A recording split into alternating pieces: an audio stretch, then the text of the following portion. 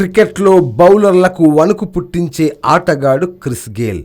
ఇతను విధ్వంసకర బ్యాట్స్మెన్.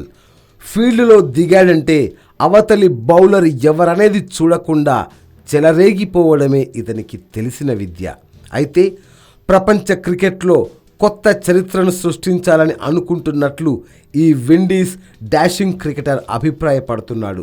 తనకు 50 ఏళ్ళు వచ్చే వరకు క్రికెట్ ఆడటమే తన ప్రధాన లక్ష్యం అంటున్నాడు.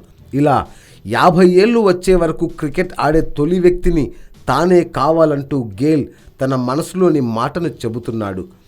ఒకవేళ ఈ లక్ష్యాన్ని చేరితే క్రికెట్ ఫీల్డ్లో ఇతని ఆటను ఏదో రోజు తన కూతురు చూసే అవకాశం ఉంటుందంటున్నాడు.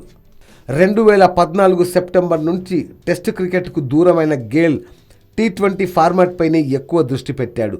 ప్రపంచ ఓవరాల్ పొట్టి ఫార్మాట్లో గేల్ రికార్డు స్థాయిలో 9,777 పరుగులు చేసి తనదైన ముద్ర వేశాడు. ఇదిలా ఉంచితే గతేడాది బిగ్ బ్యాష్ లీగ్కు సంబంధించి తనకు ఇవ్వాల్సిన మొత్తాన్ని మెల్బోర్న్ ఫ్రాంచైజీ ఎగవేసిందంటూ గేల్ ధ్వజమెత్తాడు.